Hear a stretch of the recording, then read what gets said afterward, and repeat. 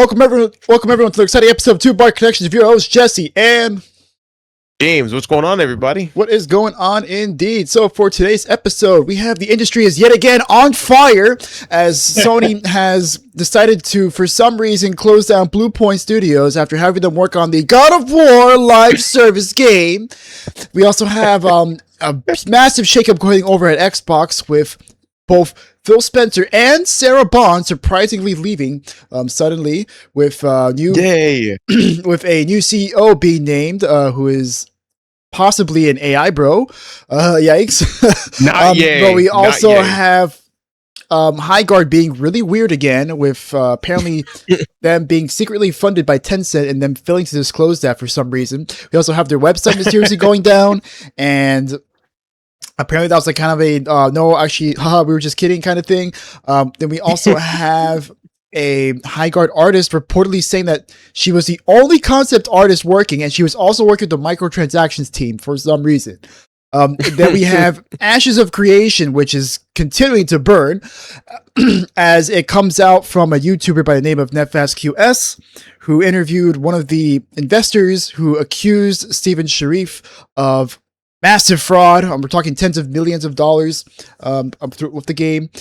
And we also have Sony reportedly internally delaying the launch of the PlayStation 6 due to shortages because of AI. And we also have some good news that we have to have, we got to have some good news on top of all this stuff. We have Stop Killing Games is making massive steps with some NGOs that they are launching across the world.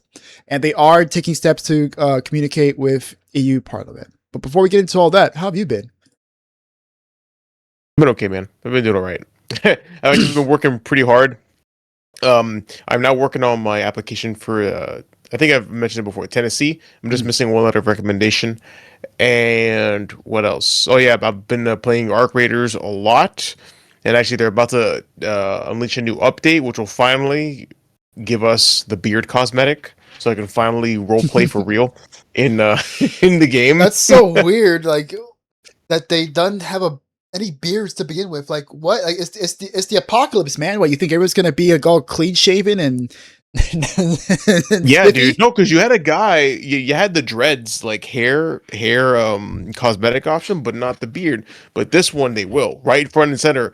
There was a bald guy with a beard, and I'm like, it's literally me for real. It speaks to me on a spiritual level. Yeah. So yeah, and I think they're introducing a new map condition as well, because it's supposed to be like a hurricane has come to town, and the security person who's one of the NPCs in the game is trying to shut everything down, but there's raiders still going out in the storm anyway. Mm-hmm. So it's gonna be pretty interesting. I think it releases tomorrow, so I'll be playing that for sure. And and I mean, we'll talk about it later, but we got to play Windrose. We got to play the demo for Windrose yesterday, which is the new game from the Windrose crew. That's the name of the development studio, and being published by them. And it's essentially Valheim, but with pirates. And yes, that is a amazing combination. It works out, and Jesse likes it. Yeah, everything's better with pirates, so. Yes, everything is better with pirates, and he likes it, which is great, because, the whole crafting and base building has never really been a thing with him. And to be fair, not with me either, but Valheim has changed my tune on that. And that's been pretty much it with me, bro. How are you doing? I'm doing pretty well, man. I'm making some pretty good progress with the LSAT. I never said this, but I did get a tutor about 4 weeks ago. Oh, yeah. About 4 weeks ago, I got a tutor. His name's Alex. Cool dude. We've been making some really good progress, I think. Like he's been setting me up with some drills, and I've been doing pretty well on the drills. Good. And I also got a new study partner that I met online, and I'm going to be doing some online study sessions with her, so we can keep each other accountable. That's why I had that long call, because we were playing Windrose yesterday, but I had to take a call. And she wanted to talk to me, get a feel for me, let her know, so we can figure out if each one of us is a murderer or not. But we coordinated a study session. We're gonna, meet online and stuff. So I'll be doing that tomorrow. And for gaming, like I said, we played Windrose, and it was really fun. I did really, really enjoy it. I mean, we're still like in the peanuts phase, right? We're just like we're still small time, not even small time. That's an insult to small time pirates. We're freaking like just hobos on an island, stranded, beating up crabs with a stick, pretty much. But we were able to get like a nice base going. And we were able to explore like some ruins and stuff. And we actually, by the end of our session, we found like rapiers, which was really cool. Like rapiers that inflict like bleed damage. Because we found this camp nearby with like a note. And we had to read the note. And the note was like, oh, hey, like, by the way, I buried some treasure by this tree marked by red. So finally we were able to get that. And I think that was a good note to end it on. Like we got some cool loot, got to test it out. It was really, really, really cool. Yeah. But I did really like the game. Like, I think with friends, it's a great time. It feels like it kind of reminds me of the days when we used to play The Sims together. I remember we played that a lot on your GameCube. Yes, it reminds me of that. Like we're just like chilling out, just building some houses and stuff, and getting murdered by zombies, like getting one shot. I'm talking Windrose at this point, not Sims. Sims not that exciting, but no, Sims not that exciting. But like in the beginning, it was like, oh, I'm gonna fight this boar. Oh man, this boar's got hands. He just one shot me. Okay. Yes. Yeah, we got some gear. We could level up a bit, so it was a little bit easier after that. What were you gonna say? Yeah, and the game. No, I was saying the game is actually pretty fucking hard. Like it's they described it as a. I mean, Jesse wasn't impressed by the moniker, but one of the tags, and even in the description, it says it's a Souls Light, Lite. And Jesse was like, who knows? Because they put that description. They put that anything. Oh, it's hard. Put Souls on it. Screw it. The FromSoft weebs will love it. They'll eat it up. There you go. Yeah, because we can block and we can dodge and shit. But however, it was a lot harder than I thought it was going to be. I found myself getting one-shotted a lot of the time, or being beaten within the inch of my life just with one like swing, like from a zombie hand or a boar tusk. So I was like, yo, what the fuck is this? Why am I so hurt? And so that really prompted us to be like, hey, we gotta get more boar hides so that we can make better armor. It's like, but the boars are hard to kill. That's why you go up to the sows first, and then you get to the boars. Yeah, but I think now we're better equipped. I think we can make ourselves like all our gear. Yeah. We leveled up also, so we got some more health, some more stamina, so we're good to go. Yeah, and we got a quest to go save some crew members from our old pirate ship. Yes, and I think that's the part of the game where we actually get to. I think it's starting to build towards getting like an actual pirate ship, because it has a personal ship that you can summon. Yeah, your little glorified raft. But we can't. Yeah, it's literally a raft. But I think, honestly, I don't know how the demo is going to end, but I have a feeling it's going to end with us like on our own pirate ship that we can be together on, and then it's gonna be like, oh, demo over, wishlist now, thanks for playing, and damn, that'd be pretty dope. Oh, I hope not. I want to experience a little more than that, because we are gonna play it more. Because it sounds like a tease. It sounds like the proper tease that they would do. But the game has our interest wholeheartedly. We wishlisted it, and we can't wait to see where it goes. Oh, definitely. And a lot of people are just like us, because apparently I saw on Twitter that it reached 1 million wish lists. So there's definitely a big amount of interest in that game. Oh yes, dude. There's a lot of interest in this game. Actually, if you want to just pull up the Steam charts on it, it's got more demo has more players than Skull and Bones. Like, this is exactly the game that Ubisoft should have made, but they weren't going to make it. They weren't going to do it. No, they were too busy siphoning funds from the Singaporean government. Let me see when. Yeah, doing God knows what. See, Windrose. Okay, no. I don't know. Steam charts never works for me. I have to use SteamDB. Like, it just never works. Oh, well, I mean, Steam database works too. I mean, that's where but I get different numbers a lot of times. Let's see. Windrose is sitting at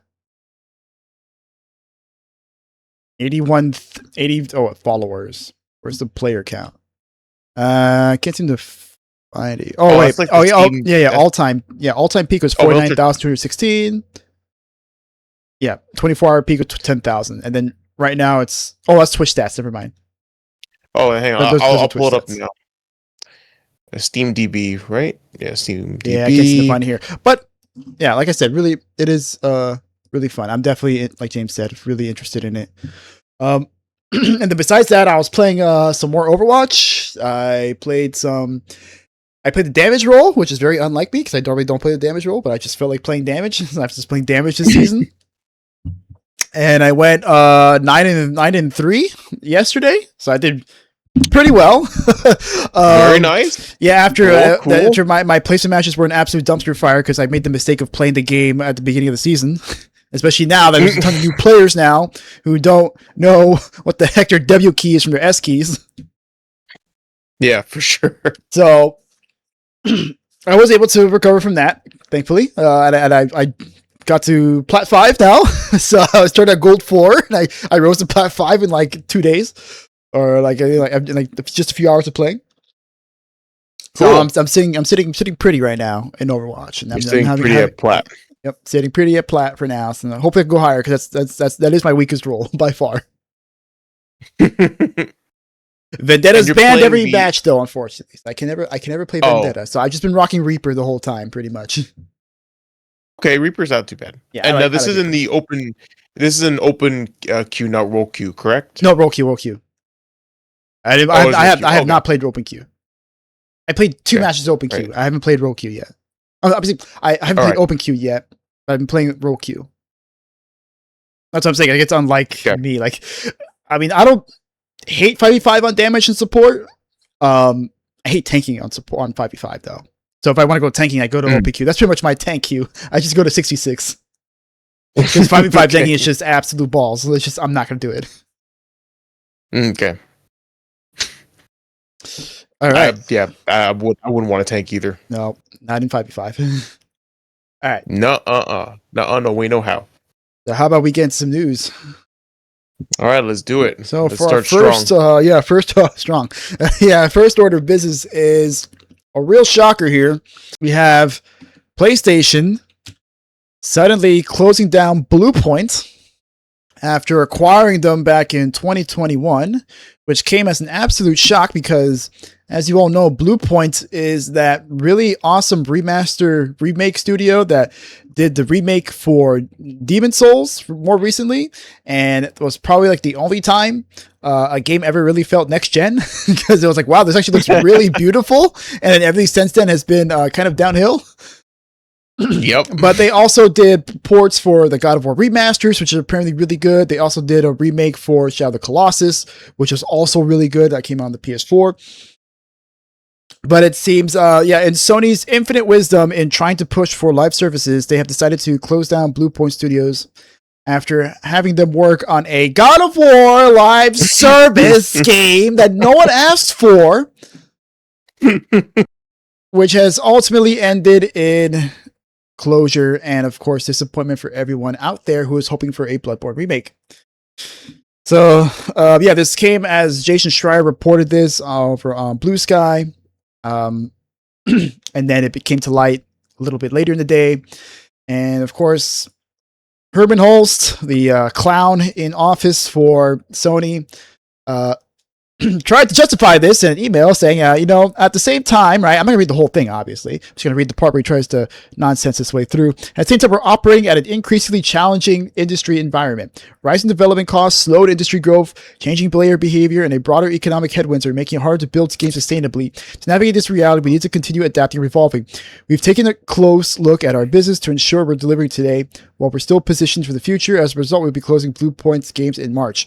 We have a robust roadmap for financial year 26 with much to look forward to in the months ahead. Thank you for your hard work and continued support. Hey, you want to know? You want to know? Maybe you don't spend $400 million on stuff like Concord and then complain about rising development costs. Oh my god! Okay, Yeah, rising Okay, It's so like, wait, no, it's so wait. yeah. There's more. There is some Fallout, right? So we do have the Lords of the Fallen studio, apparently openly welcoming Blue Point developers to come work for them, and quite frankly, I hope they do because they are working on Lords of the Fallen 2, which is looking pretty cool.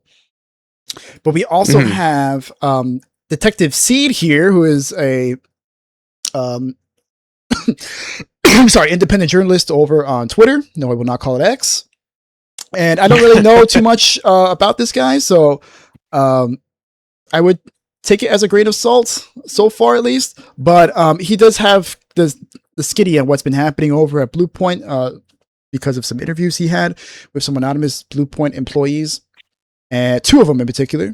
And they did confirm that yes, there was a God of War live service game that was in the work, and it began shortly after they finished with their work on God of War Ragnarok, because they were like a support studio for them, and they did want to work on a God of War game. So Sony is, of course, not really going to approve anything else, so they pitched a God of War live service game. But partway through development, they're like, wow, this stuff's really hard. We kind of suck at this. So they canceled it. They canceled after missing numerous deadlines, and they decided that they were going to work on something else. But Sony didn't approve anything at that point because, like I said, unless it's not live service, they don't care. They apparently pitched 4 projects, 2 of which were said to be remakes of something, but PlayStation didn't believe in the success of it within the market, which pretty much means we're not going to make all the money instead of a lot of money, even though Bloodborne is literally sitting right there. But they did say also that there are job opportunities within SIE that is being offered to the company, so it's possible that some Blue Point employees can be moved around and still work for Sony, just won't be under Blue Point. And then, of course, they said like the atmosphere after the God of War cancellation was very dour, and a lot of people were actually leaving around that time, partly because they didn't want to work in a live service game, and also just because they were like, well, I don't think it's a future for myself here. Yeah, for sure. All right, so any thoughts? Yeah, no, I was going to say something earlier that, rising development costs. It's like, oh, it costs a lot to make games. Like, no, it costs a lot to make a bad game. Like, you'd be, like, no. Don't pawn this off to development costs. You guys inflate it yourselves with your awful decision-making and mismanagement. Yeah, maybe don't have 15 live service games lined up and ready to go, right? Because if we go by Sony's horrible live service, right? Their live service push, right? We got Twisted Metal live service canceled, God of War live service canceled, Last of Us live service canceled, Spider-Man live service canceled, Fair Games, MIA, God knows what the heck's happening with that game. That's the next one to come out. Yeah. Concord, one of the biggest disasters in gaming ever, probably the biggest. Literally made $0 because they had to refund everybody. Made 0. Yeah. Yeah. So I imagine part of what happened to Blue Point was because of the failure of Concord. So like for a bunch of studios at this point are going to pay for the failures of Concord, and because of because Herman Hulst is a clown who thought it was going to be the next Star Wars. And then we also have what is it? The Hunter's Gathering game recently got revealed. The Horizon game that looks like Horizon live service, and that looks also like a clown show. Yeah, no one is happy with that, right? Everyone's pissed. Asked for it. And it's funny because the Guerrilla knew that that the people are going to be pissed because they're like, hey guys, this is our next game, but don't worry, we're still working on single player games. It's a part of our studio's DNA. And then Jason Schreier came out and was like, yeah, no, this is their main thing. Horizon 3 isn't coming out anytime soon. Of course, that pissed everyone off because they're like, why are you working on this live service nonsense when you could be working on Horizon 3? But in any case, right? So as you can see, Sony's big live service push, it's pretty much just been Helldivers, and that's it. Yeah, that's it. And that's like the one thing that they have had no control over, because it's really just been Arrowhead at the helm. And the one time that PlayStation did kind of do something with it was to mandate PlayStation accounts, and that actually tanked Helldiver's reputation for a little bit. So, and it wasn't until they removed it that everything kind of went back to normal. And Helldivers, by the way, is still doing great. They actually just did an update where you go to Cyberstan and you could drive tanks and have a hammer. Ooh, okay. And of course, and also the Halo crossover with ODST was, bro, banger. Like, that was such a G move that they did. That's so crazy, dude. Can you imagine? Yeah, bro. If you had told me 10 years ago, hey, a Sony game's gonna have a Halo crossover, I'd call you a liar. I'd say you're crazy and you should be committed to an asylum. If you told me if you told me that 20 years ago, maybe 10, maybe I would have believed it because their Xbox kind of a dumps. But 20 years ago, I'd be like, no, you are insane, sir. Okay, stay off the crack, man. Okay, don't do drugs. Yeah, bro, you would have scheduled an intervention just for me. Exactly. But yeah, Helldivers is doing really good. We haven't played in a long time. We haven't played in like a year, over a year, actually. Because when did it come out? Like 23, I think? Yeah, 23. Bro, it was huge. It was so big. Dude, it's been 3 years. Oh my God. Dude, it's been 3 years since that's come out. Oh my Lord. Man. Okay. Wow. All right. Yeah, we definitely got to play again. We haven't played like 2 years then. Wow. Okay. Yeah, a lot has changed. And like I said, they've added tanks now. So... You can drive a tank into Cyberstan. I've seen videos and holy shit, like it's even more chaotic than it's chaos. Previous. I saw one clip of some guy. It was on Twitter. I wish I could find the clip right now, but he dived in, and as soon as he dived in, like one of the cyborgs came up to him, kicked him in a pool of lava, and just unloaded on him, and he dies, and the cyborg just like. Like just waddles away. There's like a smiling friends walker, just like tweaks out and runs away after murdering him. Tweak out and shit. Yeah. So yeah, that's all from one game, and that's the only game that was a success, but only because Sony hasn't had any part of it. Sorry. Hang on 1 second. Charging my headphones, but keep talking. So I mean, God, man, we could have gotten Bloodborne. Like I don't understand, bro. It's like. I mean, I understand, but I don't understand at the same time. It's like, I understand you want to do this live service stuff, right? Because you want to make $1 bajillion, right? Because you want to make $1 bajillion instead of, $1 Yes. You want to make all the money instead of a lot of money, and you can make a lot of money with a Bloodborne remake or even just a remaster. That's all we want, man. We just want a better way to play the game. We want Bloodborne on Steam, damn it. Well, you do. I never played Bloodborne, so I don't have that connection. But you want Bloodborne on Steam. There's a reason why everyone on Twitter, every time a Sony State of Play comes up, you got the Bloodborne guy, Lady Maria, in clown makeup every time, if everyone huffing the copium and be like, surely this time they're going to announce a Bloodborne remake, right, guys? Or a remaster or something, or PC or something. As a Half-Life 3 stan, I understand. Yeah, okay, we're reaching Half-Life 3 status almost. You really are though. Like you honestly are, but even that the Silksong people got their game finally. Oh, bro, and that was out of left field.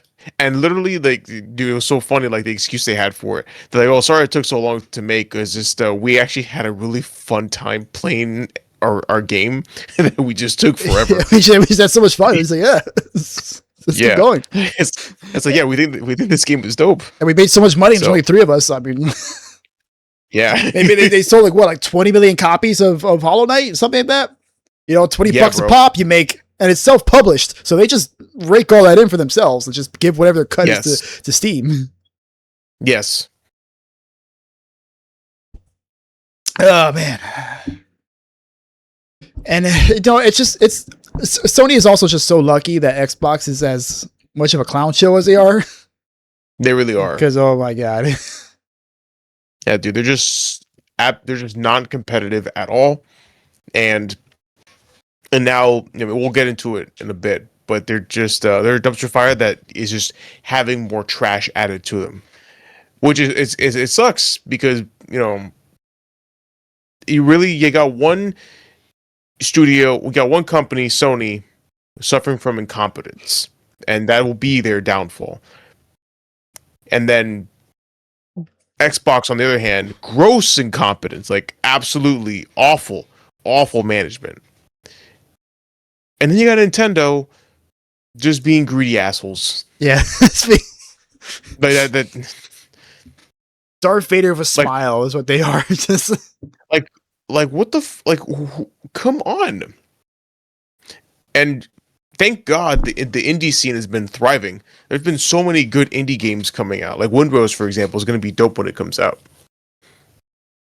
Yeah, and of course, you got Hollow Knight. And then Hollow Knight is really good. Clear Obscure was absolutely amazing, and even though it's not really indie, it is a smaller game, and it was made outside the traditional publication system. It was mostly made outside of publishers because, for the good, I think it was developed for like 5 years. Like 3 or 4 of those years, they was self-financed pretty much until they got a deal with Kepler Interactive, and even then, Kepler's not a traditional publication company. They're a collection of indie developers who kind of help each other out in publishing. Yeah. Yes. Which is a good idea. Yeah, which is really cool. That's a really cool idea. You just have a bunch of companies, pull their resources to try and publish each other's games. Yeah, so you don't get screwed by these big companies. So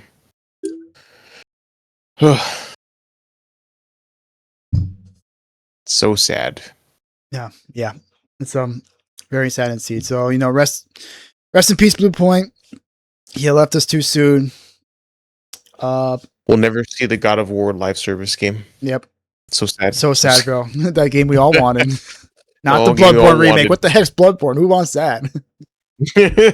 Siphon Filter remake? Who wants that? Jack and Daxter remake? What's that? My God. Infamous remake? What's that? And also, just one last thing before we move on. I think it's so ironic how they announced a God of War trilogy remake just days before they canned the studio known for remakes. Like, what? They were making God of War. How do you not just tell them, hey, guys, you know what? How about we have this trilogy remake here? How about you guys work on that? And then there you go. That's it. Like, just work on that. There you go. Like, we gave you the assignment. Here you go. Just do it. We'll make a ton of money. You don't have to do anything else. Nothing else. You don't have to do anything else. It's so stupid, bro. Yeah. So retarded. Yeah, it's just failures all around. Failures on Blue Point for doing the God of War live service remake, because apparently that was a management decision. But luckily they realized. They did realize, hey, early on, we should probably not do this. But it's mostly on Sony, right? Shame on Sony, because they could have easily just been like, hey. Just do what you guys are good at. Not this, you gotta do a live service thing, or else we're not gonna fund you. Oh, you didn't get a live service thing in time? Oh, well, screw you. We're gonna close you down. Fine then. Oh, gaming is too expensive to make, even though Blue Point's only 70 employees or something like that. Meanwhile, you got Naughty Dog with like hundreds and hundreds of employees taking God knows how long to make Intergalactic after they had to tank their live service game. You don't see them getting the can. Yeah. And the Fair Game Studios, how are they still open? Because the game's not out yet. How neither has any from Blue Point. So because of the live service. Yeah, exactly. That's exactly why. That is exactly why. Because it could possibly make all the money. All right. It's not going to. It's not going to. All right, man. So how about we move on before I get any more triggered over this? Before you get triggered over Blue Point and their God of War live service. Yeah, at least I never have to say that shtick again. Okay. No, you will, because they're gonna probably have someone else do it. They'll probably have Santa Monica do a God of War live service game. No, you're like, stop. Shut up. I want to believe Cory Barlog and Santa Monica have enough pull to say no, we're not doing that. Just like Naughty Dog. Naughty Dog was like, no, we're not doing that anymore. We're gonna do our own thing. I hope that's the case. I really hope that's the case. Well, not in the case of Naughty Dog, it makes sense because they are. I think they're one of the OG PlayStation studios. I mean, I like Santa Monica too, but Santa Monica's older than Naughty Dog. I think they've been with Sony longer, so if anything, they'd have more pull. Yeah. Naughty Dog was. It was a little bit after Uncharted 2, I think, is when they became part of Sony, and Santa Monica's been with them since like the PS2 era. And yeah, but Naughty Dog has been making games for PlayStation. Oh yeah, but they haven't been owned by Sony. Well, yeah, not owned, but now they're owned by Sony. With Sony. Yeah, they have a relationship with Sony. Yeah, but they've had a relationship with Sony for a long time. Yeah, yeah. Like PS2 era, like Jack and Daxter. Well, also wait, Crash Bandicoot, PS1. Yeah. Yeah. So They've done a lot of stuff. They will way back. they go way back. So they got history with Sony, even though they weren't acquired by Sony until much later. But anyway, yeah. I don't know about Fair Games. We'll see. But in any case, let's go on to some more news, some more incompetence, as we've previously discussed. Yeah, some more shocking news. Shocking news that is good and also would classify it as oh shit type of news. Yeah. So two people are out at Xbox. Big Daddy Phil Spencer is retiring. Sarah Bond is leaving the company, which is hooray. However, we also have Matt Booty, who thought they needed more award-winning games while closing studios that made them, getting promoted. Because of course you fail upwards in this industry. And Microsoft AI executive Ashish Sharma has been named the new Xbox boss. Because AI is the future. Because Satya Nadella's got to have his AI. Yeah. Oh, and also I should let you know, this lady has never picked up a gaming controller in her life. Just saying. Yay! Just like how the head person of Windows 11 has never ever worked on a computer. Just so I let you know. So as you see, so Microsoft Gaming CEO Phil Spencer, he's been with the company since 1988, which is a huge stint of time.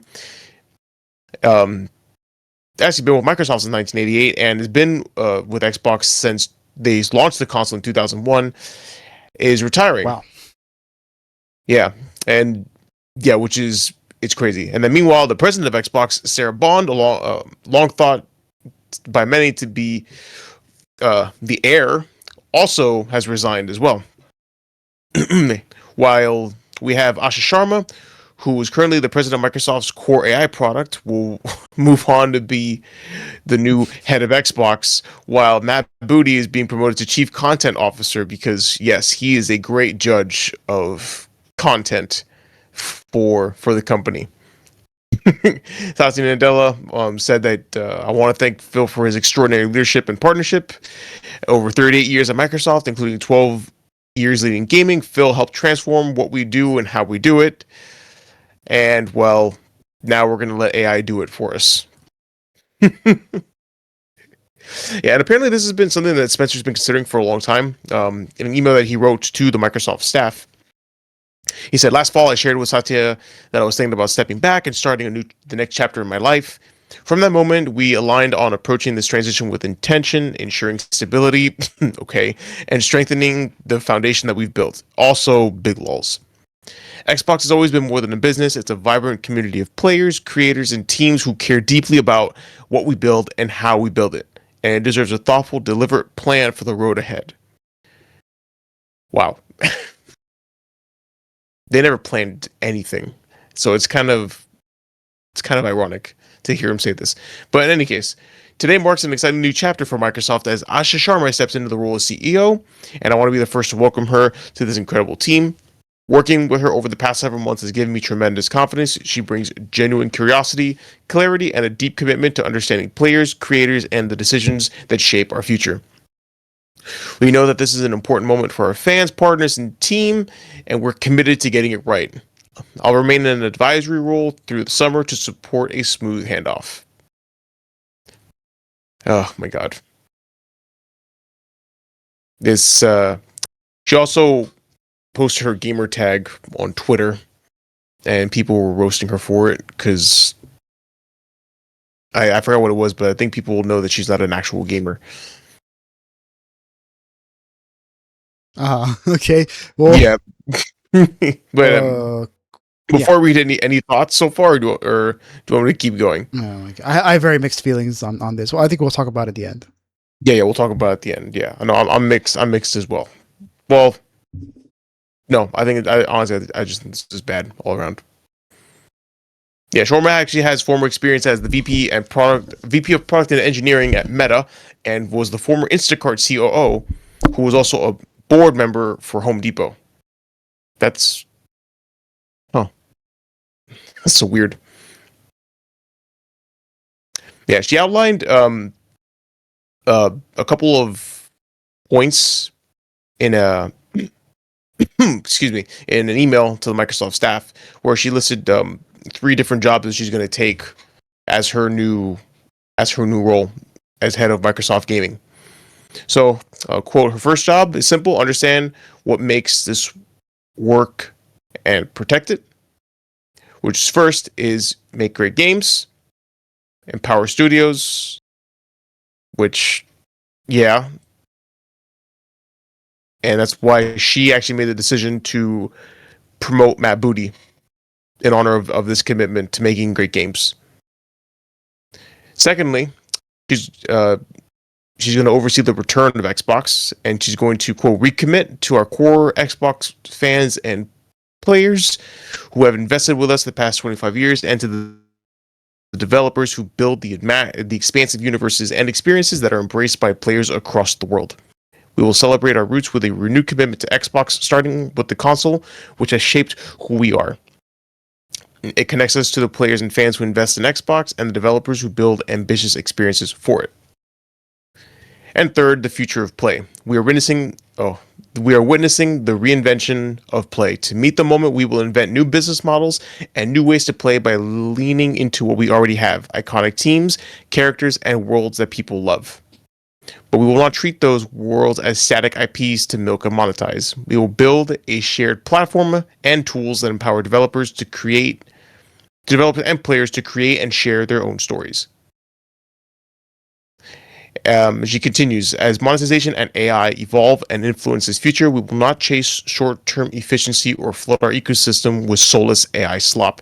Games are and always will be art, crafted by humans and created with the most innovative technology provided by us. Honestly, what she said was good, but they're just words. And yeah, and considering that she was essentially Microsoft's AI person for the longest time, I can't help but think that she will eventually do something with AI slop. Well, she joined 2024, so she hasn't been with Microsoft that long. So it's a little weird that they put her in such a high position so quickly. Yeah. Maybe she wasn't. Yeah, she hasn't been with them that long. She's only been with them for a year now, a little over a year. Yeah. But still, it's a strange choice. It is a strange choice, but again, she comes from that core AI team, and one wonders what she did during that time and what she oversaw, or what she did. So Booty also said in an email to Microsoft staff as well, quote, looking forward, I'm excited to partner with Asha as our next, by the way, I hope I'm pronouncing it right. It is Asha, correct? Pretty sure it's Asha. Yeah, okay, cool. Looking forward, I'm excited to partner with Asha as our next CEO. Our first conversation centered on her commitment to making great games and the role that plays in our overall success. She asks questions, pushes for clarity, and wants our choices grounded in player and developer needs. That mindset matters as the industry around us is changing quickly, how players engage, how games are made, and how business models and platforms evolve. We have good reasons to believe in what's ahead. This organization and its franchises have navigated change for decades, and our strength comes from teams who know how to adapt and keep delivering. That confidence is grounded in a strong pipeline of established franchises, new bets we believe in, and clear player demand for what we are building. Yeah. I don't really care much for what Matt Booty has to say. His actions have shown us already what kind of person he is. So and then, the rest of the article just goes on to say, like, especially Spencer's time, the infamous $69 billion acquisition of Activision Blizzard. And, well, everything that has followed as a result. But it seems they have not. It seems they still haven't. A lot followed. A lot followed, but it's really just it's just a history of them. So and here we got the full emails from each of them, all the internal emails. Yeah, full emails. So if you want to see the full emails, right there at the bottom of the article screen. Yeah. So long story short, Phil Spencer and Sarah Bond are out. Yay. But AI Bro and Matt Booty have been put in as the leadership, which is I would say bad. But I'll let you give your 2 cents on this. I mean, I'm pretty mixed on this, man, because on one hand, Phil always seemed like a cool guy, and I did believe like he seemed like an earnest dude, but like nothing was moving with Xbox under him. He tried the best he could with Xbox One. I can't blame that on him, but from then on, like, oh man, the ball's in your court, and we've had so many fumbles of Xbox at this point, over and over and over again. There's been no real exclusives. All the stuff with like them acquiring studios and then closing them down. And then when they do release like a game, we get something like Redfall, which was not very good. And then he was all like, "Oh, but the internal reviews weren't that bad. We don't know what happened." It's like, "Oh my, how? Like, what is your process here? Like, what is going on?" And then you have all things going down with the Perfect Dark Studio, where it's like they worked on it for like 7 years and they had nothing to show for it, and it was like, how does no one step in to go like, "Hey, like what the heck's happening, right? Like what's going on? Where's our game?" Yeah. Nothing like that was happening. He always had like this laissez-faire. I mean, I think that was just like Microsoft as a whole. Like they always have like this laissez-faire, like just let the developers cook kind of thing. But every once in a while you gotta check in, man. You gotta see if the house is on fire. Check on your food, see if it's cooking all right, or your cake. You don't want your cake to explode. Yeah. You got to make sure. Yeah, dude. But yeah, like I said, like things just weren't really working out under him. And Sarah Bond, I mean, she was there for such a short time that like I can't even really say anything on her. Like she was just gonna do whatever Phil's gonna tell her to do, and what Satya Nadella was gonna. And they're both gonna do what Satya Nadella was gonna tell them to do. Yes, and really, like I think Satya Nadella is like the main culprit of all this. Absolutely, I agree 100%. Now, granted, like I think like all the decisions that Phil and Sarah made have like drawn Satya's attention, and if maybe like Xbox was doing a bit better, that wouldn't have happened, but it still happened. Yeah. So I think like a shakeup is good, but their decision on who to shake it up with is a little weird. Because this person could potentially be Asha, could potentially be, I don't know if she's an AI bro or not. She seems like she's like, no, like we need to use AI responsibly and stuff. And I want to believe you, but at the same time, like with everything's been going on with AI, man, it's hard. I have to see it to believe it. Like if in 10 years from now there's no like big AI controversy, then I'll be like, okay, you know what? Maybe she's walking the walk. But until then, I don't know. You have my skepticism. Yeah, you're gonna have skepticism for sure. And then of course somehow Matt Booty is still there. I don't know how. That's a bad decision through and through. Sorry, but that. As content judge, like he's gonna be responsible for the content of Xbox. Like, no, bro, the guy closed. No. We know the story. He's an awful judge of content. Awful judge of content.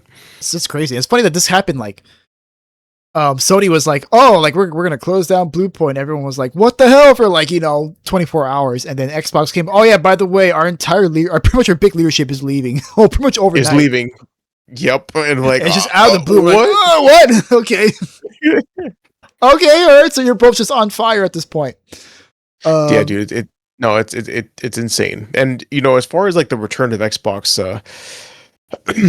I don't know how they're gonna do it because Xbox through and through is a console, and I know their big plans have always been to like stream and be like, oh, like they even did an ad for it, like, oh, like this phone, this is your Xbox. This is your Xbox. This is your Xbox as well. Like they the whole point and the whole push was to make it so that you just download an app that says Xbox and you can play all the Xbox games, through the Game Pass or through your Microsoft account that you owned. So unless that's, and I'm assuming that that's the future that they're pushing for, and that's how they're going to bring Xbox back. But it's kind of weird if that they're going to go that route, because people will still need hardware to run even an app of Xbox. And with AI literally sucking up all the resources for hardware, how are you going to do this? Like, I just don't see it. And you know, we have another story later involving PlayStation and Sony. So like, how do you plan on doing this? And Microsoft as a whole is going to push AI everywhere. Yeah, So definitely. like you said, Asha talks a big game, but considering the history of Microsoft and what they're doing with AI and the state of just the resources for PC gaming, yeah, no, we are gonna meet you with skepticism. And if we were gonna bet on you, we were probably gonna bet that you are gonna be using AI Yeah. at some point. If you bet on black, I'm betting on red. So, Yeah, that's exactly it. Exactly it. Which is a shame because, you know, I liked what you said, but you know, we've had enough of words. Like, I want to see RAM yeah. for 100. I want to see RAM for $100, Yeah, not we need 300. results because Phil also talked a big game too, about Yeah, like he we did. want to be respectful to our studios and stuff, and we're gonna bring all these great games, and then, well, look how that turns out. The Xbox One was an absolute disaster. The Big time. Xbox Series X has been floundering pretty much the entire generation, pretty much like the PS5 and Switch 2 have been leaving it in the dust, for Yep. lack of a better word. It lost out to a freaking the next playground thing, whatever, that little play school Yep. Rubik's Cube that was a Yep. projector pretty much on Black For Friday. Kinect. Yep. So, it's like, and then of course you have like all the studios they've acquired, and then those studios, none of them have really put out anything like super amazing in the past years. And the ones that did put out something amazing, you closed them for some reason, like Tango Gameworks. Yes. You literally released the best Xbox game in like a decade, and you closed them. Fuck you, Matt Booty. We'll never forget. We'll never forgive. Yeah, so Xbox as a company is on fire. Oh, and I didn't tell you this, but my friend Aislinn, her computer is not reading her SSD, so she can't even open Windows. Oh god. So, yep. And I told her, I was like, "Yeah, you got to get that cloned." And she was like, "Oh, maybe I can upgrade. Maybe I can upgrade my motherboard and get more RAM." And I'm like, "Nope." Unless you want to sell your kidneys, no, don't do that. I told her. She's like, I was like, "No, you're not." And I told her, I was like, "Listen, you're going to keep this computer. You're going to get another motherboard that runs DDR4 so that you can use the RAM that you already have, because that is gold right now. You do not need new RAM." Because she's running a DDR4. She's like, how bad can it be? Like, my DDR4 RAM, her DDR4 RAM is like $389 for 2 sticks. How much was it before? $110. Oh my gosh, I think And that was back in 2020. So it tripled. It freaking tripled in price. It tripled. No, I told her, even before we looked at the price, I told her RAM has quadrupled or tripled and graphics cards have doubled. And funny enough, the cheapest computer part was the processor. And I'm like, what? How did that happen? How the fuck did that happen? So, yeah, I told her, like, no, you need a DDR4 motherboard. But in the meantime, like, just have them like swap your SSD, like clone the SSD to get all your files back, and then just go if you can. That would explain why I haven't seen her online in a while. Okay. Yeah. No. Deep Rock in the back. Nope. Yeah, and her fucking 400-hour playtime because we played Valheim together, and that's how I got introduced to Valheim. So I wanted to tell her about Windrose to play, and she's like, "Yeah, I can't." I'm like, "Why?" And she goes, "My computer doesn't recognize my SSD, the one that has Windows." And I'm like, "Oh fuck!" Freaking Windows 11, man. Dude. Well, no, actually, every time there's an update, like, I get a little mini heart attack. I try to avoid it, But sometimes like a computer will just be like, "Nope, you're gonna do the update." Like, please start up, please start up, please start up, please start up. It's like, oh no, don't worry, I'll do it while you're sleeping. What? Yeah, no, that's what Windows always does. No, but in her case, it was actually so. She had like a little mini power outage because something happened with like the power in her house. Like she always had a light flickering, so they called an electrician, and then they sorry about the tangent, by the way, folks. But then they went and fixed it. But before they fixed it, they had to literally shut the power off at her house. And the way they turned it off, it was like a little like power outage. So when it came back on, her computer wouldn't turn on. And apparently she looked it up, and that's a known problem specifically with SSDs. And I'm like, okay, I did not know that was a thing with SSDs. Okay. Oh, so there's a learning moment here, people. Yeah. So, Yes. Turn off your computers and unplug them from the wall. The wall before you shut the power off to your house. Yes. Just in case. Yeah. So, yeah. I mean, hopefully it's a thing that can be fixed. She tried all the at-home DIY fixes, but I just told her to take the computer over to Micro Center so that they can see what the actual problem is. Just do that. Yeah. She doesn't want to spend money. Like I told her to upgrade the motherboard because she has a micro ATX, but I told her no. Like at least just change out the SSD so that you can turn on your computer. Yeah, because that's pointless if you can't even turn it on. Yeah, for sure. It's just a brick. All right, so let's move on. Yeah, let's move on. So we have Highguard being really weird, right? We're going to update of Highguard. So apparently the cat is out the bag with Highguard and their secret financer, as apparently Tencent has been the one financing the so humbled, self-proclaimed, fully funded game.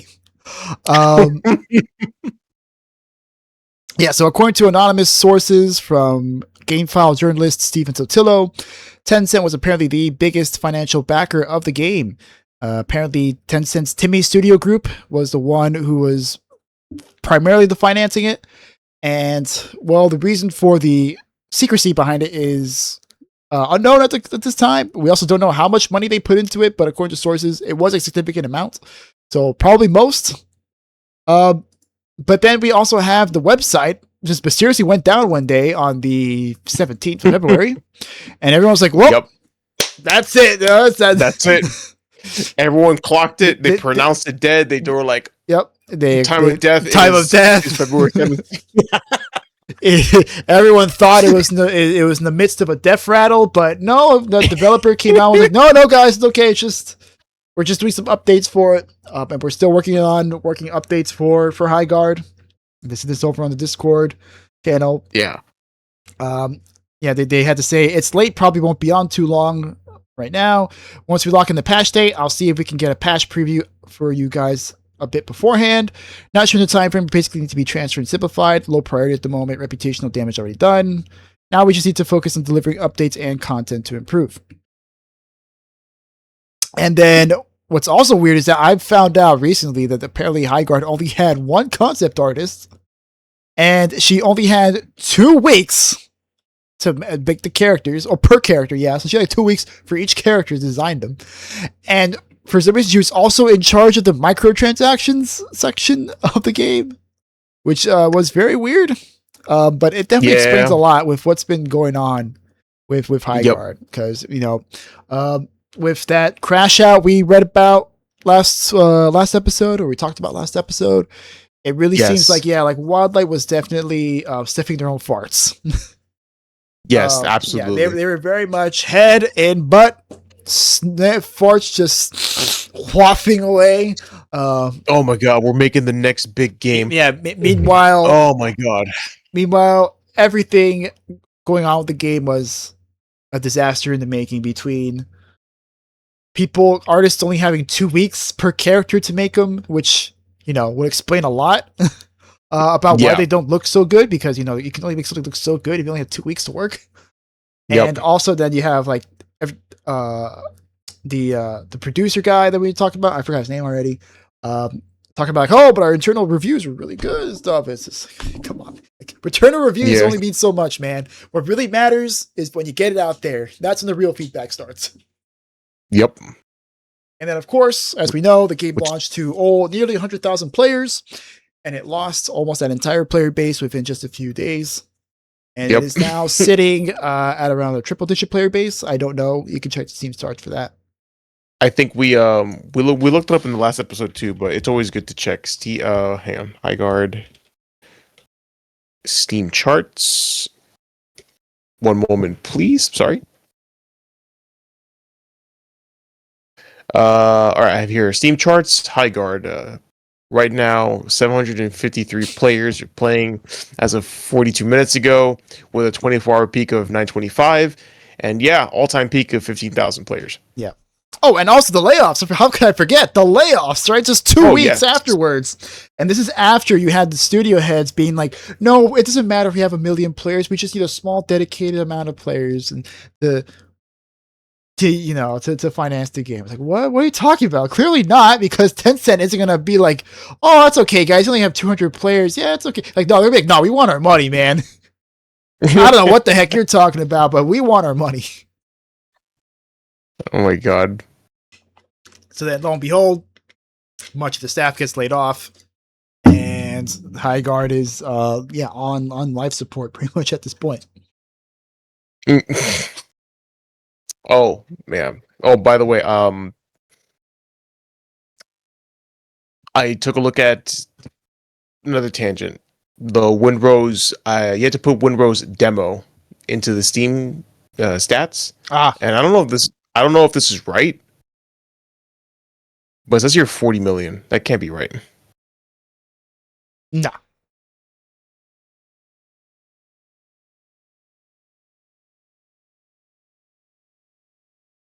I got that thing again. I don't know. My stream charge is nuts. All right, we digress. Yeah. So yeah, any thoughts? No, I mean, dude, Highguard is just like the new lol cow, but it a lot of stuff is coming out and it's making a lot of sense. Funded by Tencent, red flag number 1. Artist, you have 2 weeks to design each. You have 2 weeks per character to design. Red flag number 2. Oh my god, like our work environment is pretty ass. Why are we not having a successful game? It's like there's a lot of reasons why. But I will say, all things considered, that concept artist, 2 weeks per character, like I'm gonna give her some grace. Now that I know the context, all right, these characters don't look that bad.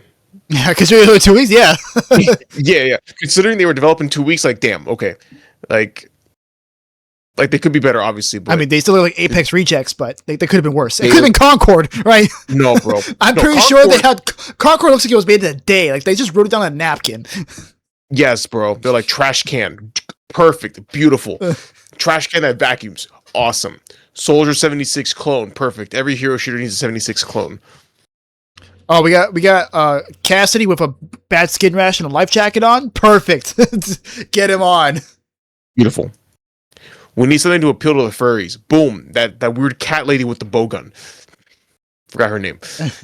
Oh, May, but May's our chick. You know, let's be different. Let's make him a dude, and then let's make him Mexican. Let's make him really big for some reason. Look like a bowling ball. Yeah. Oh my god, Star Child. The big I don't know, big brute looking guy. The gorilla man.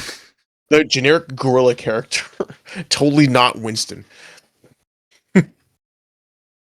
So yeah, I mean,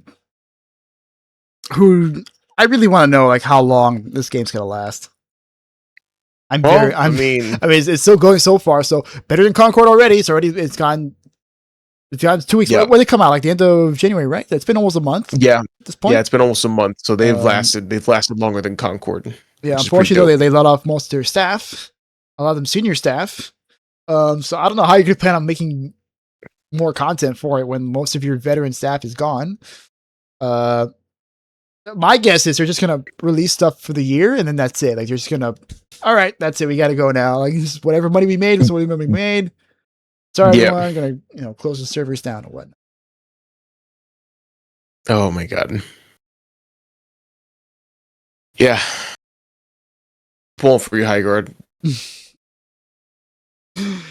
Oh man, but it doesn't end there because we got more games that are disasters, and This one though, this one is yeah. a massive one because this is Ashes of Creation, the recently closed MMO, um, which is in development by Intrepid Studios, and it was an overnight collapse. And it seems during that time, the studio was apparently on fire the entire time, with Stephen Sharif holding the gasoline cannon match at the same time. So this comes as of a video by YouTuber NefastQS. He has a whole video on this where he interviewed Jason Karamanis. Oh, I'm sorry. Yeah, Karamanis, who was one of the lead investors for the game. And according to Jason, Stephen Sharif, the founder and creative director of Intrepid Studios, was committing fraud against him and many other investors. So Jason himself is a 57-year-old MLM entrepreneur, which is apparently a very controversial form of entrepreneurship, which is often associated with pyramid schemes and stuff. Although Jason himself has not so far been accused of any pyramid schemes, but I'm just putting out there that, MLMs are considered to be very controversial. And apparently he made his fortune through Genius Global, which was a Florida-based anti-aging skincare. I'm sorry, Genius Global was a separate company. And then he also made money off a Florida-based anti-aging skincare company and supplements from other MLM companies. So according to Karamanis, he claims to have lost $12.5 million of his own money, and even said Stephen Sharif never invested a single penny into either Intrepid Studios or Ashes of Creation, despite claiming the game was being funded by him. Oh my god. Yeah, so according to Sharif, he contributed between $30 to $60 million over the years. But according to QuickBook records provided by Karamanis, he said that, yeah, Sharif didn't invest anything at all, and he has all the receipts there. Except Sharif and his husband, John Moore, apparently took out $500,000 a year in salary payments. So what are they doing with all this money? Yeah, apparently it was there to help pay off for their mansion, which they were renting, but then they decided to buy it and put it on mortgage. And so they were taking out the $500,000 a year for each of them to help pay it off. Oh my sweet Jesus! Oh man, but it gets crazier, man. So, in this same article, or in the same video, with public records indicating that between $109 million to $115 million were raised and being spent on Ashes of Creation, but Karamanis claims that the actual figure is about $140 million if you account for Kickstarter funds, Commerce Bank loans, PPP loans, and various private investments. One of those investments being a $2 million investment from the man by the name of Tom Alcazin, who's a 70-something family friend of Karamanis. And apparently it was part of Alcazin and his wife's life savings. And Alcazin himself. Oh my god! And Alcazin himself is an MLM entrepreneur who apparently made his fortune via pyramid schemes. So don't feel too bad for the guy. Okay. So yeah, Alcazin, was apparently found for being guilty for a pyramid scheme and did settle with the FTC for $1.2 billion, with a larger judgment of over $6.7 billion that had been partially suspended. He still owes money. So, he was also permanently banned from engaging in pyramid schemes and any MLM activities. Oh, but it doesn't end there, because there's even another victim by the name of Robert Dawson, who is a wealthy investor whom Karamanis introduced to Sharif some years ago in Las Vegas. And according to Karamanis, between 2022 and 2025, Dawson injected approximately $80 million of his own capital into Intrepid Studios. Any thoughts before I go on? Because there's a lot. No, bro, that's a fucking mess, man. You got scammers that are essentially scamming other scammers. Yeah, they're all scamming each other. They're literally scamming each other. Like, bro, it's literally a scammers like circle jerk going on right now. Like, what the fuck is this shit? It's so crazy. Oh man. Oh man. Oh. What's it? Continue keep on. reading. Yeah, of course. I'll keep going. keep going, please. Suspense is killing me. All right. So Sharif allegedly refused to provide books and records and tax returns or QuickBook files for 9 years to Karamanus the entire time. Karamanus also claimed that Sharif offered him a board seat in 2019, and yet he never attended a single board meeting, and Sharif himself never called any of them. Even a lawsuit by Karamanus demanding access to company records yielded nothing. So this man sued the company to get records, and he still couldn't get it. It wasn't until an accountant by Robert Dawson by the name of Robert Ogden, who was able to finally secure it 3 days before a certain live stream that Sharif was doing, because he used to stream updates for Astral Creation all the time from the very mansion that he bought. So yeah, I already covered the mansion. Yeah, but it gets worse with the mansion because apparently they were behind on payments, Sharif and his husband. They were both behind on mortgage payments, and they couldn't refinance due to commerce banks holding a second position as collateral for company loans. And that was when Karamanus and Dawson came to the rescue for $2 million. Oh my sweet. Why? Why are you giving this man money? Okay. Why? So now for Intrepid themselves. So apparently Intrepid was hemorrhaging money at an awful rate. They were operating at a monthly expense rate of $2.5 million, and revenue from the game's in-game purchases was only between $150,000 to $200,000, which meant they were losing about $2.3 million a month. Oh god! And at this rate, even Dawson, with his massive $80 million, couldn't make up for the operation costs. And it got really bad in late 2024 because apparently multiple payrolls were missed and around the Alpha 2 release time, and the bonuses that were promised to staff was delayed indefinitely. Mm-hmm. And then, of course, there is the lawsuits, which we talked about last episode with SATA Systems filing a lawsuit with the New York Supreme Court seeking $852,630 from Intrepid Studios for unpaid Google services. And this was after 3 years of not paying them. The services started in September 2022. And in April 2025, they closed the services due to non-payment. Of course.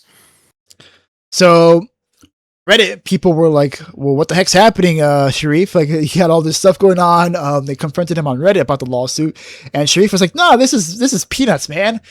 $800,000 a week is worth $800,000 is a week's worth of operating expenses for the studio.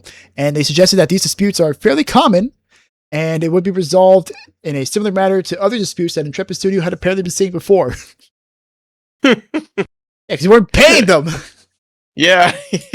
That kind of happens when you don't pay your investors back. So weeks later, after the lawsuit came to light, the company was unable to process payrolls and had to shut down entirely, which, of course, we reported on last episode. Yeah, of course. Excuse me. The SATA case revealed that Intrepid had been insolvent for years, and they couldn't even pay for infrastructure bills such as cloud services. There was also those insurance premiums we talked about last episode. That's not in the article here, but I do remember that there was insurance premiums that they couldn't cover. So these poor employees were not getting paid at all, were not getting their benefits, and were working their butts off trying to get this MMO out. All right, so then in light of this new information, of course, the December 2025 early Steam Early Access release makes a lot of sense because, like we talked about last episode, that does technically satisfy the Kickstarter promises. The game did technically launch, so you don't have to refund them. And apparently there has been an estimated $3 to $5 million made in revenue based on the 220,000 to 320,000 estimated copies sold. Mm-hmm. And this provided the final pool of money that Sharif would seize and use to pay Commerce Bank just 2 months later for their mansion. Oh man, but there's just one last twist of the knife here. And that Yep. is by January 2026, Dawson had reached a breaking point after seeing that his $80 million was going absolutely nowhere. He decided to initiate a restructuring plan with Stephen Sharif. And the proposal was that 60-70% of the staff would be laid off, so that way the company's finances could be stable. And a new funding round requiring all existing investors to contribute 25% of their previous investments to maintain equity. And it also required that a new role for Sharif as creative director would happen with an earnout-based equity tied to company performance rather than immediate ownership. And of course, Sharif flat out refused, and he wanted immediate equity, despite contributing nothing to the company and nothing to the game itself. Mm-hmm. And that was when Sharif took action, which would lead to the company going under. So between January 26th and January 31st, Sharif resigned as creative director and had Commerce Bank sent a letter to Valve claiming the Steam revenue for December early access launch, approximately $3.7 million, that had been earmarked for February 1st payroll, which was instead then used to pay off Commerce Bank's loan secured by Sharif's house. And this is about 1.5 to 1.6 million. Actually, I'm sorry. It was paid, that amount was paid to the house, and then 1.5 to 1.6 million was given to Sharif himself. Oh my god. So then naturally, we all know the story. Everyone all of a sudden got fired. They all of a sudden got a letter. We read those testimonies from the employees saying like, hey, this happened really suddenly. We have no idea what happened. Yep. Steven just stopped talking to us. And yeah, all that stuff happened. So now we have Tom and Bethany Alcazar, the 70-year-old investor, apparently losing their $2 million in savings and facing financial problems they'll probably never recover from, according to Karamanis himself. Karamanis admits that he cries himself at night sometimes after all the betrayal kind of set in. And then, of course, the employees have not been paid. They haven't got any severance pay, nothing like that. And of course, nothing. The gaming community gets screwed out of a MMO that they believed in and they financed. So, in the aftermath of all this, we have Robert Dawson now has control of Ashes of Creation as the IP, and Karamanis holds first position UCC filings that predate Commerce Bank's involvement. And multiple lawsuits have come out, including one from TFE Games, which invested $5 million, Commerce Banks, which Karamanis claimed was defrauded with false revenue reports, and numerous other investors. And Karamanis also says that Sharif committed federal crimes by booking investor loans as revenue on tax returns. Yep, that's definitely not legal. I gotta. Yeah. And he claims he can prove with documentation, and he says that he has 380 pages of text messages, emails demanding financial records, UCC filings, contracts, QuickBook filings, showing cash flows, and correspondence with Commerce Banks. And he offered to share these materials with any and all content creators that want to cover it.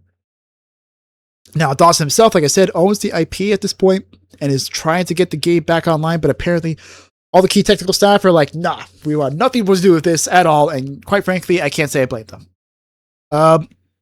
So Sharif is apparently still moderating the Discord server and has been timing out critics and maintaining his connection to the community.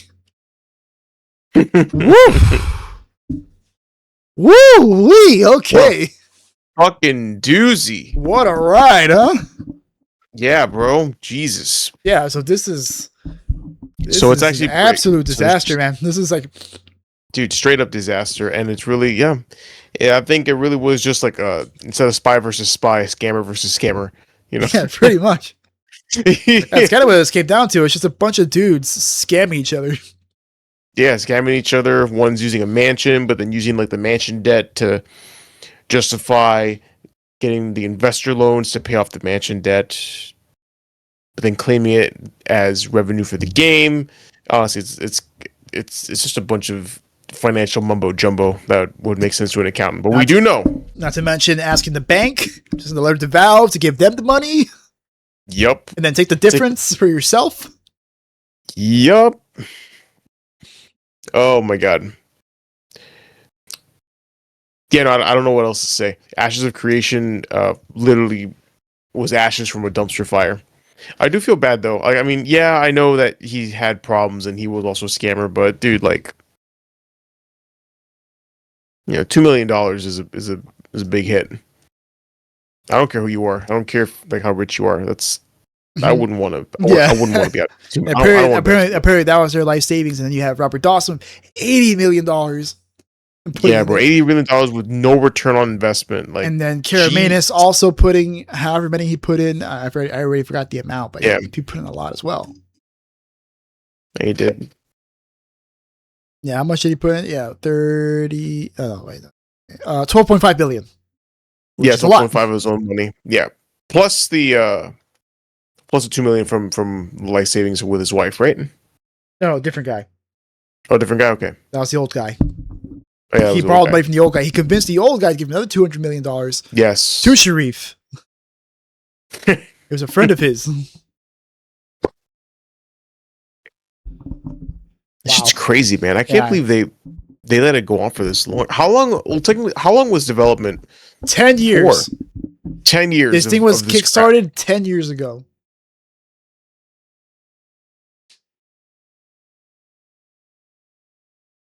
Yeah, I think it's insane. And after all this, Dawson still wants to try and develop Ashes of Creation. And of course, the key staff members are like, "Nope, I don't want anymore." It's like, I'm done with this crap. I don't want to be a part of this. I wouldn't want to be there. I'd be like, "Nope, I'm getting away from this, man. This is a dumpster fire and a half." Yeah, dude, these poor people. Like, he's like, "Oh, I've been without pay for months, and without benefits. What the fuck you want from me?" Exactly. What? Really? No. Yeah. He's the most narcissistic tool. Oh yeah. Oh yeah. We got quotes from Karamanis on him on Sharif. What was it? Read it. I didn't highlight them. So, well, in the bottom, it's like right above end of a dream. So it's like, so Karamanis, so Sharif reportedly continues to monitor the Discord server, and then throughout the interview, Karamanis painted a picture of systemic psychological manipulation. He goes, "Go look up NPD, narcissistic personality disorder," and it describes him to a T. He's the most narcissistic tool I've ever met in my entire life. Yeah, he definitely had some choice words for him, some very colorful words. Yeah, of course. There's another one that was good. Hold on. Oh yeah. Do you know how many board meetings I've been to? 0. Do you know how many board meetings we've called? 0. The only thing that guy's good at is bullshit. And he might be a good creative director. He might be a good gamer, but everything else is full of it. Yeah. He's full of it. But everything else is full of it. Excuse me. Oh man, that's such a shame, man. I mean, really, the real victims are all the Kickstarters who backed the game, everybody who wanted a cool MMO, and of course the employees as well. Right? And it seems like everyone except Steven Sharif is walking away from this. It's walking away with this, like, very sad. Although, now Sharif's gonna be sued up the wazoo at this point, so who knows what's gonna happen? It's gonna be very interesting to see. Well, not just sued, but if he can prove that crimes were committed, he might lose a big chunk of that money. Because, dude, tax fraud. I mean, you don't fuck with the IRS, so now you go to prison for that. No, bro, they send you to prison and throw away the key. You're a tax cheat. They got Capone, man. Don't think won't get you. Yeah, bro, they got Capone. They couldn't get him on anything else, but they got him on tax evasion. Yeah, Oh man, so any final thoughts before we move on? No, I just want to see here. There is nothing I'm saying that is slanderous or libelous about Steven. He's a pathological nutcase liar. And guess what? You're going to see numerous lawsuits come out against him for fraud or for whatever else. All this is going to come down to litigation. Yeah. His anger is directed solely at Sharif, his partner John, and Sharif's mother. Huh? Yeah, I heard them. What? Okay. And fuck your mother too. Like,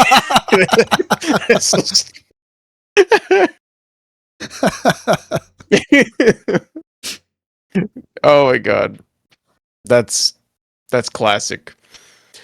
Well, we'll be watching this with great interest. We will see some cases. And we'll see if Dawson can actually get this game up and running again, but I doubt it. I think this is going to be another dead IP that he's going to sit on and do nothing with. Yep. But because he can't do anything with it. Who's going to want to work on that? Dude, no one's going to want to work on it. Like, he's going to have to... Yeah. And also, like, technically, what is it, 80 million in the hole? Yeah. Yeah. Yeah. I don't even want to know, like, how you would recoup that. Even if, let's say, hypothetically, you did continue developing the game. You have to spend more money. No, of course. And then it turns out to be a mega success. But how much of a success? Like, how much money? You have to make, like what's typical? What is a conservative cost? Like, give me a conservative number for game development cost. Depends on the game. I guess for an MMO, it would be pretty expensive. MMO, yeah, like 100 million. Like, there's already like 140 something million dollars put into it. Okay, so then 80 million of that came from Dawson. So, like, let's say he puts another 80 million. That's 160 million. Yeah, well, no, he's 80 million in the hole right now. So if you were to start fresh, so then he would be starting fresh with 80 million. So then he makes, so then 140 million. So 220. There's a lot, million? Man. He had to sell a lot of copies. No, bro, like it'd have to be, and then he'd have to monetize the bejesus out of it. Yeah, he would. It would literally have to be like the second coming for him to even break. And MMOs are notoriously difficult to get into. Yes, they are. Just granted, the early access period seemed to be pretty successful because it sold, 300,000 copies. That's a pretty good start. Yeah, and it made quite a bit of money. Made a couple of million. So you could have made it back. Yeah, but, is the game actually good or not? People say like it's good, but it's very unfinished. It was very, very unfinished, and with all this stuff coming out, people are like, yeah, this makes sense. This makes sense. Yeah, they say like it is a good game, but it's very unfinished. It has interesting ideas. It's very much focused on player like interaction and sandbox interactions. Yeah. So it's like most MMOs like WoW and Final Fantasy, where it's like kind of like theme park ish, where you're just going from like quest giver to quest giver. The game's very much about like, what do the players do, how do players interact with each other, and the game really incentivizes you like grouping up together and doing stuff together, as opposed to WoW and Final Fantasy 14, where you just click a button to do Party Finder and that's it. Like, and then no one talks to each other the entire time. Oh fuck! Okay. So it could have been, it could have filled a hole in the market because there's really isn't too many like hardcore MMOs like that, or more old school style MMOs like that. Yeah, everything's very automated at this point. It is automated. Speaking of automation or lack of automation. Oh fuck! Actually, no, nothing but automation. In fact, artificial automation. Yeah, tell us about it. All right. Well, yeah, we have another victim in the AI-fueled chip crisis. Yay. So we got a couple stories regarding gaming hardware or the lack thereof due to AI constraints. So there's been reports that Sony is considering pushing back the release of PlayStation 6 to 2028 or even 2029. Oh, excuse me, amid AI-fueled chip crisis. So, this is so bad, dude. The AI-fueled chip crisis has reportedly upended Sony and Nintendo's console plans and may cause a delay for the release of PS6. And also, rumors are circulating that there may be a price hike for the already expensive Switch 2. Oh my god. Okay. Yeah. You're like, oh fuck me, bro. Well, I guess no Wario World 2, huh? Oh god, this timeline is so cursed, man. Oh, Wario World Switch 2 edition, $80 texture pack. As you know, memory is in high demand because companies like Nvidia and Google are requiring so much of it for their AI chips, and also I believe Tesla as well. because I know Elon Musk is also big on with XAI. Oh, really? So Okay, yeah, Grok and all that. yeah. But actually, I don't know. Actually, I don't know if Elon is making his own chips or if he's sourcing them from NVIDIA. But that's another story. But anyway, so NVIDIA and Google require so much of it for their AI chips, and it's been pushing up RAM prices, as we have discussed with my poor friend Aislinn. So the impact is so grand that it is it's indicated to crucial points for PlayStation and the Switch. So as a result, Sony is reportedly considering pushing back the debut of the PlayStation 6 to a later year, with the latest being 2029. And it is described as, quote, a major upset to the company's plans, while Nintendo is reported to be considering raising the price of the Switch 2 this year. However, neither company has issued a comment in response to the report. So that's kind of crazy, but not surprising. I can't believe Nintendo is just going to go up and be like, oh, I'm just going to hike the price again because fuck you guys. Also, I think it's a little bit of a cop out. I think they just want to keep raising the prices on shit. I mean, yeah, I know that there's a chip crisis, but what do you think about this?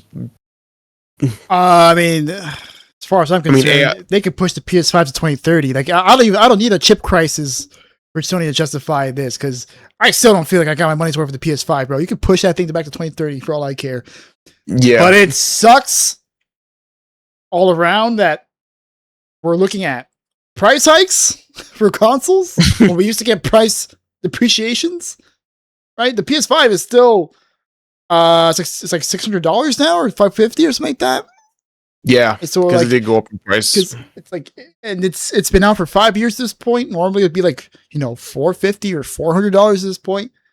Then you have the Switch 2, which is $50 more than we already thought. Yep. And now it's probably going to go up to $500 at this point. And I mean, like, what are we doing here? Why is everything so expensive? You're literally pricing out. You're pricing out the people that are supposed to be buying your so-called AI product. What are you doing? Like, I don't understand. You're literally pricing out the very consumer base that you want them to spend money on you. Yeah, and AI can kick rocks, man. Oh, yeah. I don't care for artificial intelligence. And they can go jump in the lake they're draining to power their nonsense. Go jump in the lake they're polluting through their data centers. Yeah, dude. So I gotta pay inflated prices for shit while also paying inflated electricity prices monthly to play the games that are unoptimized as fuck. Actually, I take it back. That's the only good thing that's come out of this. Increased RAM is forcing game developers to optimize their fucking games. You see how Lego Batman game they had to they lowered their recommend. First off, it was crazy that game recommended 32 gigabytes of RAM. That's what's going on? Well, it's a Lego game. Why do you need so much RAM for this? I get it's open world game, but like, how much world do you have that you need 32 gigs of RAM?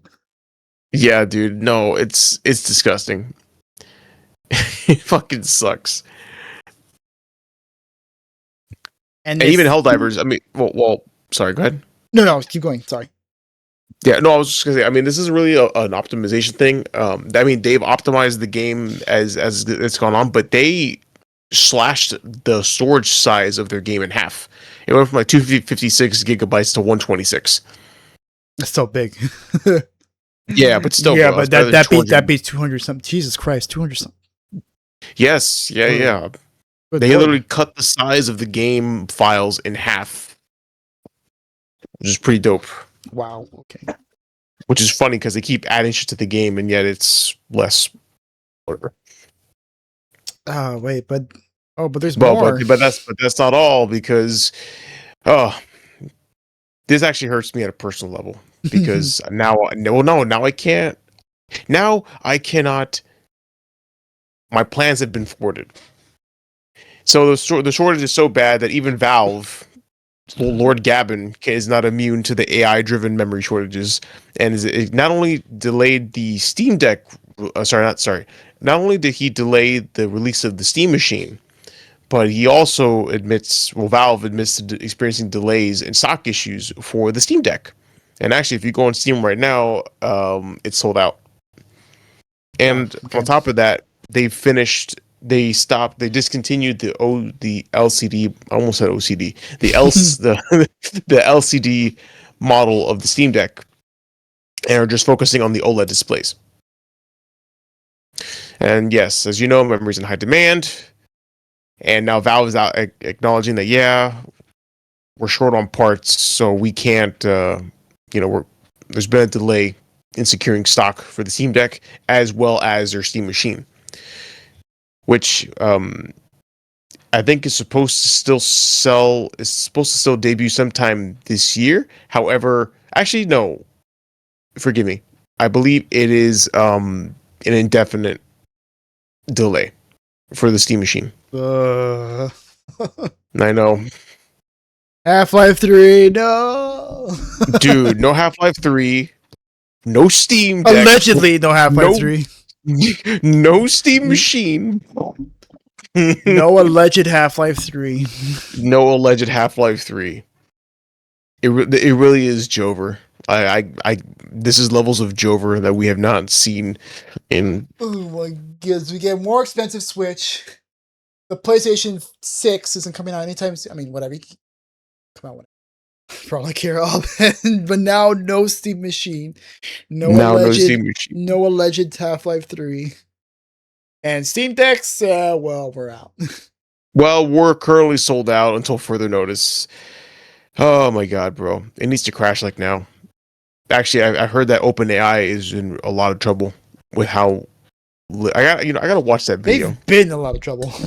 No, but like I think this is the kind now you had Sam Altman talking about how humans are like energy insufficient and stuff, and oh my everyone God, got so pissed at him. Humans are not energy, oh my god. This man's talking about people like freaking Agent Smith talking about people in Matrix. This is literally the Matrix. Are you fucking kidding me right now? This is literally what we were warned against. We're energy inefficient. Well, we're financially inefficient. You're literally a money pit that people throw away money in. Pretty much, yeah. Oh, Lord. Oh, my God. So everyone, visit your local church, synagogue, or mosque. Pray for the downfall of AI so that we can have a flooded market of computer parts and we can all PC game in harmony. As God intended, as Lord Gavin intended. Yes, as Lord Gavin intended. We must help Lord Gavin. Pray for Lord Gavin to come take our troubles away. From his yacht. Descent from his yacht. Yeah, bro, his fucking super yacht that apparently can house a submarine. Because damn. Oh, man. Oh, I need some good news, man. Yes. And you know what? I got some good news for you. Do you now? Because there's another darling in the gaming community. Okay, do tell. Yes. So we have here. So as you all know, Stop Killing Games has been pretty big. In fact, bigger than anyone has expected. And they're now launching NGOs in both the European Union and the US. So essentially what that means, so as you know, Ross Scott, YouTuber, has pushed for this movement, Stop Killing Games. We've covered it many times on this show. And it's a movement about making sure that games are playable even after the developers stop supporting them by providing servers, that sort of thing. And then the community can keep up the game even after it's been quote unquote discontinued. Now, he did a petition through the EU because their process is different. Well, he didn't and do it. It was other people who did it. well, He other just people, he just yeah, because communicated it. he's communicated because he's a resident of the U.S., so he can't really start a petition in the country he's not a part of. And 1.3 million people signed the group's petition mandating consideration by the European Union. And it blew everyone away. And it's funny because at first the movement wasn't doing too great, but then Pirate Software.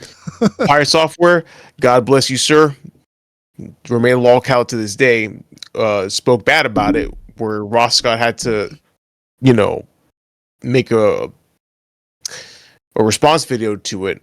And yeah, dude, and that blew the movement wide open.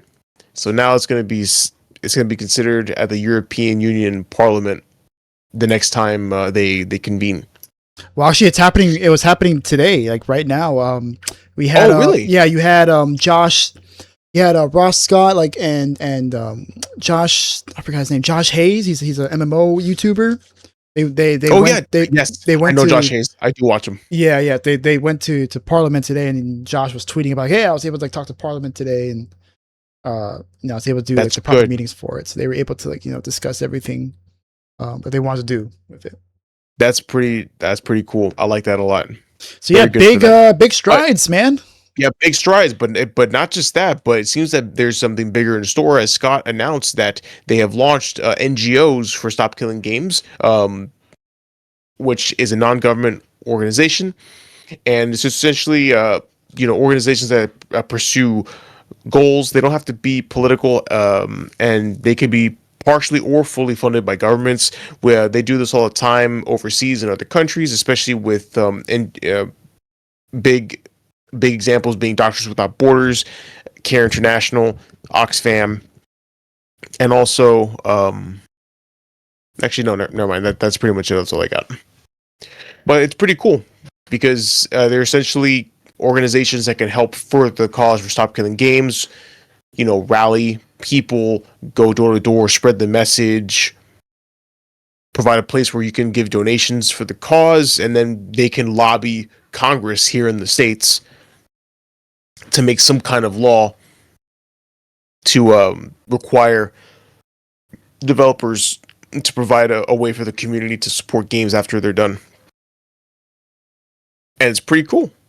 It's pretty dope. To not support games after you're done, to leave them in a playable state after it's done. Sorry, I can never get the words right. I think that's a completely different thing. It's a thing. They specifically say we don't want you to keep supporting. We just want it in a playable state. Yeah, we just want to make it so that we can still play it when you decide to stop supporting it. Yes, exactly. So it's pretty cool. This is great. It's huge.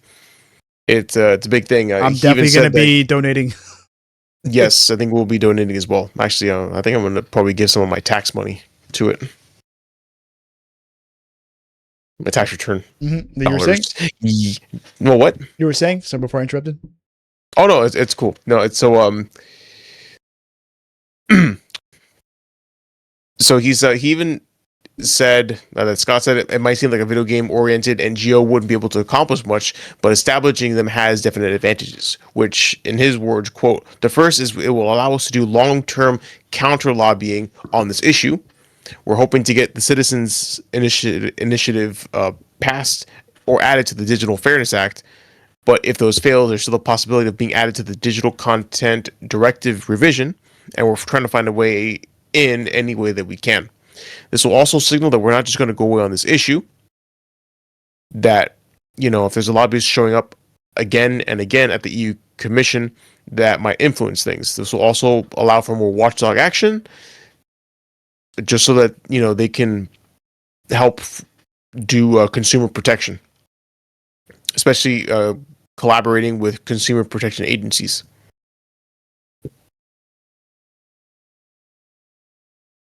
So, right. Yeah, no, he's it honestly, I like where this is going.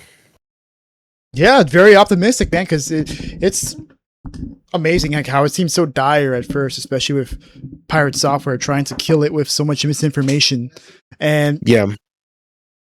yeah, then then you have all the stuff that went down with Ross, and I was like, no, like that's not what this is about and stuff, and then eventually Moist Critical covered it, and then that's when it exploded. At that point, now everyone was covering it, and also that all that stuff with pirate software and the WoW stuff was going down. Yep. So then people were like started snooping in on pirate software, like, hey, like this guy is not exactly the most the nicest dude, or the dude with the most good faith in him. Yeah, definitely not the most good faith at all. But I'm really, really happy that this has turned out the way it has. Yeah, I am too, because I mean, I know we joke that gamers are the most oppressed minority, but we joke what? What? No, we what do you mean we joke? What? Did you not hear us this whole episode? Yeah, well, we are like we really are getting we're getting absolutely screwed, like between being priced out of our hobby and now like games that we like to play just they stop working because they say so. It's pretty ass. So we need to start advocating for our rights as gamers. And I know that sounds cliche as fuck, but I do mean that. Like, you know, this is our hobby. We have to do what we can to support it. Mm-hmm. Exactly. Yeah. Exactly. All right, man. It's getting a little long on the tooth this episode. How about you sign us off? Absolutely. Sure thing. Thank you so much for watching this episode of Two Bar Connection. We really appreciate you guys giving us a watch. Please subscribe to the channel if you haven't already. Leave a like down below, and also leave a comment if there's any stories you want us to cover, or if there's any games you want us to play. The best way to watch us is here on YouTube. However, we do have audio-only versions of the podcast on Amazon Music, Apple Podcasts, and Spotify. You can also find us on Twitter. No, we will not call it X. And you can find us at our Twitter handle at 2Bar Podcasts. So give us a follow, send us tag us in some memes, or tag us in some cool stories. Yeah, so thanks again, guys, for listening. Good morning, good afternoon, good evening, wherever you are. Peace. Bye, everybody.